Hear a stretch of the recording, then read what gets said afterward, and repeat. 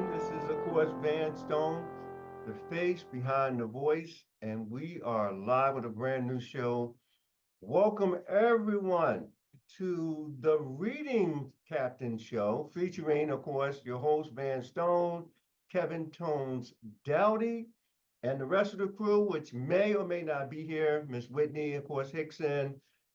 This week we got old original crew should be here a little bit joining the show. Antoinette Cook, and also the one and only Mickey, Keith David, aka Mickey J, Michael Jackson impersonator professional. And of course, this is like our third show. So it's a spinoff. I'm just, giving the reintroduction. We're not going to do this each and every time, but we have new listeners. They want to know what's going on. What are you doing over there, Van, on this other show? So this is a spinoff from the original show, years long Philly live show. Check us out on YouTube. Still there, Philly Funk Radio YouTube. So we're here on the Reading Captain Show YouTube. And we are about to start this particular show. What is the Reading Captain's all about? Anything you read, what knowledge can you share? So with that in mind, what's up, Philadelphia? How you doing? Especially our Black Philadelphians and surrounding area. We're starting from, of course, Sharon Hill, coming through Darby Township, both sides. Now we're still coming into Darby, and we keep coming further through Yaden and also into Upper Darby. All of that, to me, is still Philly. Southwest is still Philly. So today we have a brand new person who's part of our team. We're going to do a nice interview of Jerron Scott, hip hop artist, music artist, Philadelphia. And we need to really know what the reading captains are going to learn about Jerron Scott, all in this whole process. And so, hey, I got my reading captain shirt on today, guys. We are supporting the reading captains. You can go online, you can Google Reading Captains Philadelphia, check it all up and see what it's about, because we're trying to recruit as many men and women, but also young ones, teens as well, to the show. All right, so with that in mind, let's get to the interview and start. So, Jerron Scott, what's up, man, and welcome to the show. Nice being here. Thank you. All right, so give us a little bit of the background first, who you are as far as the music process, how you Okay. started, and that's part of the interview so that all our viewers, our 300,000 daily viewers and listeners will know about you and your Okay. music. Okay. Uh, There we go. What's up, Mick? Hold on for a minute. Hey, how you doing? How you Hey. doing? We just starting. Of course, this is Mick David Keefe. He's one of our longtime hosts. We're just okay. starting, so just come on in and you'll get a chance to interview, of course, Jerron Scott, who's part of the team. He's with us. So, okay, Jerron, go. So I would say my musical journey started when I was like younger. I would say like five for real, for real. Um, I was listening to music, but I wasn't really listening as like a regular person. Like I was listening. Like so, I really loved it. Like my first song I would say I listened to was like Tupac. My mom had a husband she was married to. He was from North Philly. It was like her childhood sweetheart. They grew up together from North Philly, and she recently had met him again, and they got married. And so we moved with him to down North Philly, and then his favorite rapper was Tupac. Like Tupac all day, every day. Like Tupac and DMX is all he played every day. So that's all I heard. Like every morning I'm waking up is literally Tupac and DMX, Tupac and DMX. I didn't even know who like Biggie and a lot of other people was until later on in my life because I didn't discover them until on my own. But he was playing Tupac and DMX every day, and I started to like the songs. So then over time, him and my mom, you go through stuff. Y'all have problems. They fight. They argue. They wind up getting a divorce. We wound up moving down South Philly. And like I was walking to the store with my older sister. She was taking me to the store. It was like 99. So it was like penny candy. You go to the store, you could get penny candy. So Okay. we go to the store to get penny candy. And as I'm walking down the street, somebody was blasting Nas. They was blasting Nas Uchi Wally. and I'm like, yo, what the hell was that? Now that beat right there resonated with me for the rest of my life because that song was just top tier. Like that song was just top tier, and I was young as hell. I was only like 5. So Okay. me hearing that song and never forgetting that beat, I never forgot it. That beat been in my head since I was a kid. I would listen to that song every day. Like, yo, what is the name of that song? What is the name? And I would look up the lyrics every day. Like, yo, I know this song, and I would be telling my friends, yo, what is this beat? Y'all know this beat? And like they be like, what beat? I'm like, yo, it's Nas, and it's like this old song. It came out like '99, bro, '96, something around that time. But it was a good song. And they like, I don't know, bro. You had to probably figure that out. But over time, I started looking it up, and I found it. I probably found that song again, probably when I was like 12. I looked it up on YouTube. It's back when the YouTube was hard to get on and it was buffering. So when you find a song, it's gonna take a while to pop up before you can really listen to it. So when I found it, I'm like, yo, this is the song. This is the song. I fell in love with it. But back to the point where, so I was 5, I heard that beat and I was falling in love with music more just from that beat and everything I heard prior to that. So then we moved from my aunt Shamie house in South Philly to Southwest. My mom buy our own house. We get our own house for the first time. We still ain't got really nothing in the house, so we sleeping on the floor, um, for the most part. But we got our own house. That's all that mattered, and that's how we looked at it. So, um, I'm going to school, but I meet this guy, this kid from my block. He lived down the end of the block. His name was Charles. We called him Smokey. That was his nickname his family gave him. But we became close, like god brothers. But at the time, he had an older stepbrother who rapped. So we would be walking to the bus to get on the school bus to go because we was in the same school. We went to kindergarten together, all the way up to like second grade. So we would go to the school bus and I'd be like, he'll be like, yo, his brother name was Hakeem, like mine's. So he'll be like, yo, Hakeem and them was in the crib rapping. Da da da da da. I'd be like, for real? And he'll be like, yeah, they just did. And this is when they were still doing the cassette tapes and you flipping over front to back. So he like this early 2000, cause this when we moved to Southwest 2000. So he like, yeah, they was rapping. I'm like, yeah, him and Kenneth. So my friend Kenneth, his name Split. He been rapping for a long time too. They all older than us. They are predecessors, so they older than us. They 30, 35 ish. I'm only 29, so they around my older sisters and everybody age. So when we was young, we was around them and would be in the room with them when we would rap. And when they hear them rap, and I'll be spending the night over there, and I'm like, yo, they really hot. As a kid, I'm just loving music because I love it so much already. So not only that, my mom, she always played a lot of oldies, and like a lot of oldies resonated with me too. I got an old soul, I would say. I'm a Scorpio, so I got a very old soul, and I love older music. I love it real a lot. So my Okay. mom would play a lot of the old music, like Teddy Pendergrass, Gerald Levert. Her favorite was Gerald Levert. That's one of her favorites. But she would play a lot of that, and I would hear it in the house, and I fell in love with that kind of music as well. So I would learn a lot of the songs as far as that would go, and we'll sing the songs like Mr. Biggs and all that. I'll sing it at like family events we'll have. She'll be like, Hakeem, I want you to perform Mr. Biggs with your sister since y'all know all the words. Da, da, da, da. And I would do it. Like I would do it. You know, as a kid, you don't want to because you're shy and you love your parent, but and you don't want to really do it. But she'll do it anyway because you love her and you want to make sure she having the best experience with the family. So I would do it. Me and my sister will do it, and I mean, over time it became good. You start warming up, doing it more and more, and the family becomes used to it. But as I started getting older, I stopped wanting to do it. I stopped wanting to do it, and I got set in my ways of not wanting to do it. But by like second grade, I left my old school with my friend, but I still was rapping a little bit, and he was still like would come to school and be like, "Yo, Hakeem, like I got this new rap I made up," and I'd be like, "All right, let's make some words to it." He'll add words to it, and one day I'll add words to it, and that was just our little rap we'll have until I wound up leaving the school, and I wound up going to another school. So I wound up going to another school in Southwest. It was Morton Elementary on 62nd and Elmwood. I wound up going there, and they had like a little music program or whatever in there. and I started playing the flute.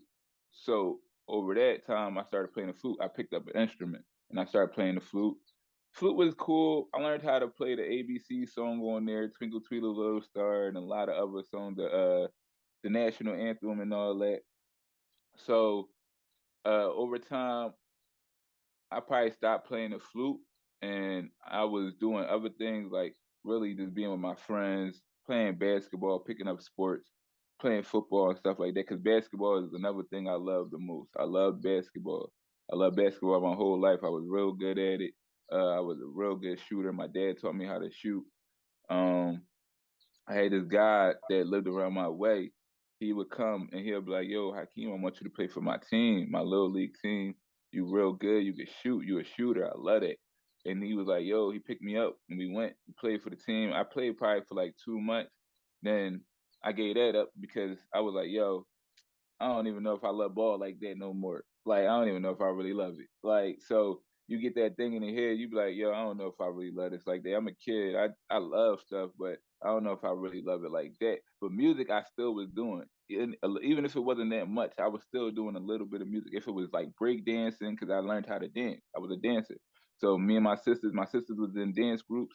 My mom would put them in dance groups. They'll go do auditions for like movies and all that. So my family, my mom was really pushing us as a kids to do what we wanted to do, even though like she didn't do the things she wanted to do as her childhood growing up because of her background and what she went through. Um, again, my mom was uh she went to jail at like 14, 15 for murder, Wow. uh dropped out of high school. So she didn't have it easy as a lot of people, but um she got through that. I would say she got through that, and like she went back to school as she got older. Wanted to do better for the kids, us as her children. She wanted to make a better life for us. So, like I say, I gave her kudos for that because at the end of the day, pushing your kids, even though you didn't achieve that much in your life, is like very crucial. I would say. Right. So, So, Ron, I have a question. So, was that really strongly inspiring you where you are right now with your type of hip hop rap? yeah, yes, yes, Okay. That is just like inspirational. Well, what I need to do is I need to pass it open to the other guys. They probably have a couple more questions for you. that's fine. Kevin Tones Dowdy, music producer, songwriter, entertainer, singer himself. Kev, you got anything for Yeah. How old did you say you were? I'm 29. 29. Okay. And you said you used to sing? No, I tried. I ain't a really singer, but Oh, I would try and do what I can. I would harmonize, melodize, whatever I could do when I make my songs. And, they come out the way they come out. If they come out good, I love it. mhm. If they come out like with my real tone, I try to be like Method Man on All I Need, harmonize to the best of my abilities and make it sound as good as I can. all right. Um, what is your music about? My music is about change, becoming a better person, Okay, motivational, inspiration. Who good, you trying to be? Your authentic self. That's all you can be. Your authentic self. good. Uh, Show that you can, even no matter where you come from, it's always a light that's in front of you that you can become better. Okay, Change is you can't run from change. You gotta be willing to run towards it. That's okay, how I look at it. okay. Yes. All right. Sounds good. Sounds good. So we know we have Mick David Keith here. What's up, Mick? Hey, how you doing? Okay. Do we have Antoinette with us? Yep, I'm here. Okay, we don't see you, so but that's all right. But if You you're don't here, see her? Yeah, I can see all of you. I can Yeah. see everyone. oh, there you go. Now I see you. Hey. All right. So let me get a formal introduction. This is Well, I tell you, this is one of our queens, Kev. She has started this whole concept with me way back when, man. This is one only Antoinette Cook. She has her own, of course, show for years. She Okay. broke off. She comes back. She does a lot of video things. She's really talented, skilled, and she has a podcast, and so we're going to be swinging us along. We'll have Jerron Scott going next to her, one of the interviews. with her solely on Spotify. And Jerron, we just got so much lined up for you. But Okay. before we go forward, let's go backwards to Mick, because Mick is a professional in the music industry. So he, of course, worked with all kind of music and genre too. What's Okay. your for Jerron? Since this is Jerron's premiere interview with us, of course you with us, Jerron, but you know our audience and listeners, they need to know who you are. Okay. Okay. Awesome. Can I say something to Jerron? Yeah, you can. Okay, Sure. okay, but 1 second, Antoinette, I wanted to throw it to Mick first, just in case he Oh, has okay. I'm sorry. no question. No, then you won't go after him. That's all. That's why I said, Mick. Go ahead, Mick. Okay. If you have- Yes. Can you hear me? Yes, Yeah. I can. It's nice meeting you, and I wish you all the best in your endeavors to come. Okay. And my question for you is, I heard your life story, Mm-hmm. and sometimes it hits the heart because Yeah. of going through stuff, and Yeah. I don't like hearing people go through stuff. Yeah. That's good you're still here and Yeah. have strong will, which is Yeah. going to lead you to wherever destiny lies for you. My question for you is, you said you do the hip hop, and Yeah. like, how long have you been doing it? Hip hop. I've been doing hip hop for real, for real, for real. So if I've been rapping really fully writing my own lyrics like 9, so 15 is when I really started going hard. So 15 years, I would say max 15 years. Music been with me my whole life, but Yes, 15 years I've been steady. I've been steady 15 years. because I Okay. could see that in you. For the sake of time, Antoinette, you go. You got anything for Jerron? Yes. Hi, Jerron, and nice How to you meet doing? you, Kevin, Nice and to nice meet to you meet you. too. Thank you. I just wanted to say I'm definitely inspired about your story. I love the Thank fact you. that you use that as a passion, and in order to push through, because all of us, every last one of us here has a story. Trust me when I tell you. Yeah. So I just wanted to find out, like moving forward, like, do you do like different type of music festivals that's like local in the area, like different type of festivals that happens like in the Philadelphia area and surrounding areas? So yes, I've been getting invited to festivals as of recently now since I've been back into music because I Mhm. did take some time off. I had took like probably 2, 3 years off of music because mentally I was going through it on my own. I didn't know if I really wanted to do music no more. And like I was seeing so many people that was in my era passing me. And when you start to see people pass you, you like, damn, am I working hard enough? Am I Mhm. doing enough for myself? Am I really pushing the envelope like I say I am? And I didn't think I was. So I just dropped everything and I'm like, I'm not doing no music at all. I'm done. And my wife, she was like, "You sure you really want to do that?" I'm like, "She like, you love it so much, like it's a part of your life. Yeah. Every part of your life has been a part of your life." I'm like, "Yeah, but everybody is passing me. Everybody is beating me at something I say I'm good at, And you start to feel like you failing. So what I did was I went back to the studio like 2021. I dropped like 6 songs and they was all freestyles, and I uploaded them, and I wanted to see what they was going to do, and they did good. They all got like over like 400 to 200 views, and I'm like, okay, so it's a start. And then with music, it's like getting back into it. It's like you starting all over from the beginning. It's not no you get in there, your spot is solidified and you stuck. It's not in it. You starting all the way over from the beginning. You are nobody, and now you got to work your way back up to the top. And I said, all right, well, I'm willing to do that. So now I am getting invited to a lot of festivals. I actually just got invited to one this upcoming Saturday.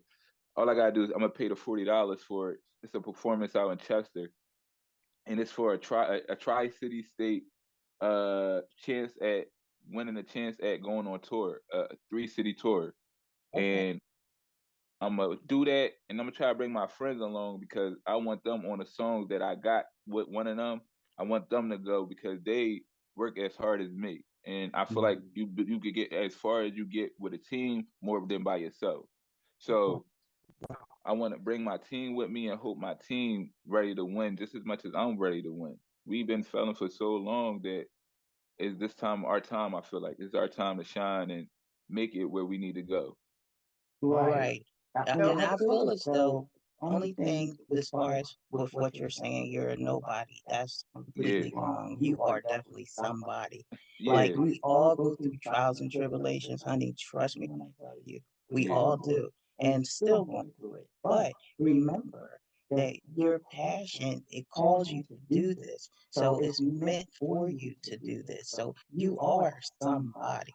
Trust yeah, me. Everybody has their due time when it's time for that process to take place. But as long yeah, as you continue to work towards what you're doing, it will happen. It will definitely happen. But you Right. got to stay in that genre and just know that this is what you're meant to do. I'm giving you a prime example. For me, sometimes I stop doing what I'm doing because I get so overwhelmed with a lot of things that I'm doing because I do stuff with other celebrities on and off. But it's the game, it's the nature of the business. So yeah. it's like you gotta just keep it going and moving forward and know that this is your calling. Do you know a gentleman named Jay Weldon? He's also a Philly rapper. No, I never heard of him. You know Charlie Mack? Yeah, I heard of Charlie Mack. Yeah, Okay. everybody Oh, know Charlie Mack. there you Yeah, go. All right, there you everybody know go. Charlie So Mack. you got to keep pushing because he comes to a lot of these different festivals and be Okay. looking for a lot of different artists on and off too. Yeah. Yeah. And Like, so let me just get a segue from that. Speaking of, you are somebody, Jerron Scott, the Philadelphia known hip hop artist. Of course, I'm Van Stone, the face behind the voice, and you guys are part of Van Stone WVSR 1360 Radio. This is new. You're going to be able to check us out on YouTube and look up the Reading Captains platform. But there's another reason why Jerron Scott, the hip hop artist, is a somebody because of his lovely wife. And I'm so glad that he mentioned that. Tolson Scott, she's a part of the program. Actually, she beat him to it, by the way. So I'm giving her props. She's not here today on the show, but she will be on the upcoming shows. Excellent, excellent, dealing with legal and just social issues and a whole host of things. Bringing it to the reading captain. She's going to be a reading captain. We have a training program coming up this week. That means Jerron Scott's going to bring his poetry style rap like Common to the reading captains. And with that in mind, Internet, you said something very powerful that brings me right back. We got 5 minutes. In our last week's show, you took us back to Kevin Tone's Dowdy. So we're going to get right into a topic. Kev was talking about God last week and who we are as people and Black folks. And let us know, Kev. Let's get back into that. We got like maybe 3 minutes to pick up on what you was talking about last week. Yeah, I was just talking about who we really are when you really study the Bible. I would suggest anybody to read what I consider the anchor scripture. Is Deuteronomy chapter 28, 1 through 64. That scripture will change your life, and you will understand so much about who you are as a Black person. We're not from America. When you really get down to the nitty gritty, we are Israelites, and we actually migrated to Africa, and that's where the slave trade started. From there, from Negro land to the United States. I'm not going to get into the whole details yet, but Deuteronomy is the scripture that will show you the plight, what was going to happen to Israelites if they did not obey God's laws. And that is what's happening for the last 400 years. It's all scriptural. But there is going to be a regathering and an awakening, and that is happening now. That's spoken about in Ezekiel, the valley of the dry bones. People are starting to become more conscious of who they are. And I would encourage anybody to really dig into the Bible, understand it more, and be positive. Stay away from the negative things that the devil is throwing at you.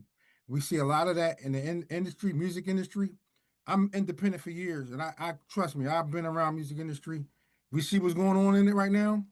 yeah, That's part of crazy. what's definitely part of it. Okay. Crazy. So stay independent and stay positive with your music and have Yeah, positive vibrations. A lot of negative vibrations yeah, in rap music.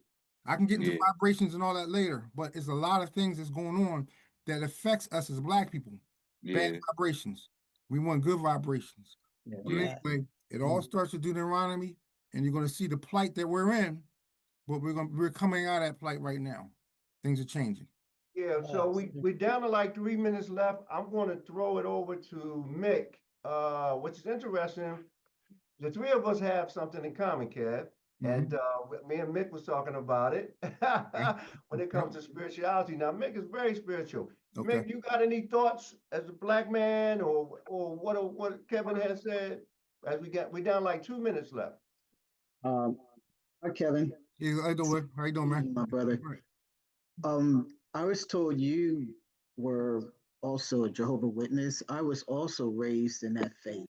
And my dad was Baptist, mother Jehovah Witness. Okay. And when we're not here to talk about religion, like the different phases of religion, because like you said, we're here to talk about God and God alone, the love and togetherness and faithfulness, trust and belief. So I'm really honored to meet you. You too. And I look forward to things to come. Yes. We are brothers in the faith because we are the strong bone, the stronghold. So I feel really good about that. And the devil, like you just said, and then to bring it to this point, the devil hates when men become faith walkers because we are that strong tower. And you are so right. But it's all good because we know right from wrong and we know the fairness and unfair, just and unjust. So I love you all, my brothers and my sister. I love all of you, and I'm looking forward to things to come. All right, Jerron, I want to throw it to you because I know your background briefly. You have a long story. This is not going to, of course, be your only time. So this is just your introduction interview, man. This is for us primarily. The show is for the team, but that was the live show in Philadelphia. We mainly had our host, and we talk about the impact of Philadelphians. I'm a black man, black first, black and proud, say it loud. This is real. This is not about prejudice, racism. This is about what it is. Right. And as all my listeners and viewers, they know Van Stone, when I do talk, they listen, and in fairness, factors. That's what this is about. So we got 1 minute. I know you have something to say with spirituality because you're in a very unique situation in your marriage. Your wife is Islamic and you're Christian identification. In 1 minute, Duran, give me some thoughts that you have because we're about to close. But in 1 minute, what's your thoughts on that? I feel like with religion, we all go into religion. Like I said, I was young. I was a Christian, but growing up, my dad was Muslim. He wanted to push me into Islam. That's why my name is Hakeem. It means the wise man. Very wise for myself as a child. I would take in everything he would tell me, but I didn't know if Islam was for me because, sometimes you can want to be something, but you gotta go on your own path. And I told my dad I didn't want to be Muslim. He ain't take it right, but he understood as his son, he would want me to be whatever I wanted to be. So I went into Christianity, and growing up, I was in a lot of Bible study.